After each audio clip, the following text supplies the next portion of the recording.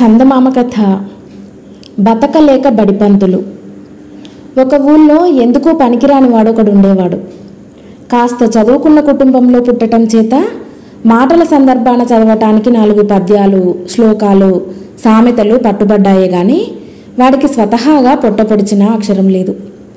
తండ్రి పోగానే తన కాళ్ళ మీద తాను నిలబడవలసి వచ్చేసరికి వాడికి ఏం చేయటానికి పాలుపోలేదు. ఎందుకంటే వాడికి ఏ పని చేత కాదు.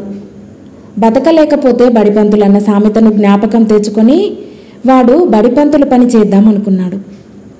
అందుకని వాడు మంచి రోజు చూసి పెద్ద తలపాగా చుట్టి దూర గ్రామానికి వెళ్ళి ఒక అరుగు మీద బడి పెట్టాడు.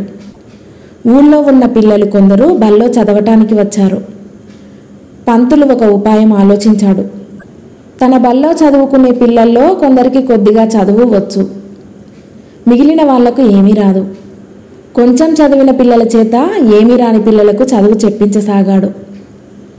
పల్లెటూరి వీధి బడికి పిల్లల్ని పంపే తల్లిదండ్రులు తమ పిల్లలకు ఎంత చదువు వచ్చిందని సామాన్యంగా చూడరు. పంతులు పిల్లల్ని భయభక్తులతో పట్టుకొస్తున్నాడా అని చూస్తారు. కొత్త పంతులు పిల్లలకు బాగా దేహశుద్ధి చేస్తుండేవాడు. ఆ ఊళ్ళో కామమ్మ అని ఒక ఇల్లాలుండేది. ఆవిడ భర్త చాలా కాలం క్రితం కాశీయాత్రకు బయలుదేరాడు. వెళ్ళి సంవత్సరమైంది. అప్పటి నుంచి ఆయన జాడలేదు. ఇంతలో ఒకనాడు ఆమెకు ఎక్కడి నుండో జాబు వచ్చింది. అది తన భర్తే రాసి ఉంటాడనుకొని కామమ్మ ఆ జాబు పట్టుకొని పంతులు గారి దగ్గరికి వచ్చి, ఇది కాస్త చదివి పెట్టు నాయనా, మా వారేమన్నా రాశారేమోను అన్నది. పంతులు ఆ జాబు తీసుకొని ఎగాదిగా చూశాడు. ఒక్క అక్షరం కూడా రాని పంతులకు చేతులు వణికి నిలువు గుడ్లు పడ్డాయి. పంతులు వాలకం చూడగానే కామమ్మకు గుండె చల్లబడింది. ఏం కొంప మునిగిందో త్వరగా చెప్పు నాయనా అన్నది కామమ్మ వణుకుతున్న గొంతుతో. నా బొంద, నేనేం చెప్పేది అన్నాడు పంతులు మరింత వణికే గొంతుతో.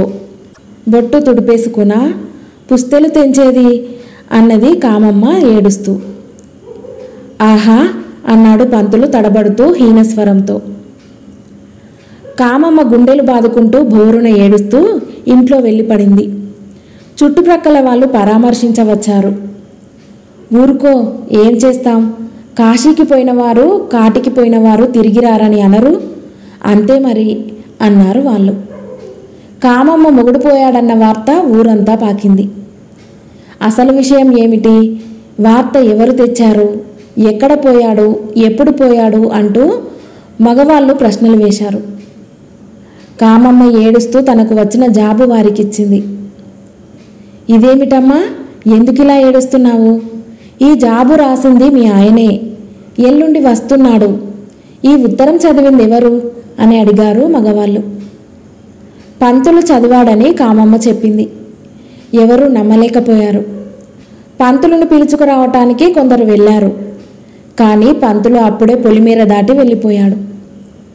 కథ సమాప్తం.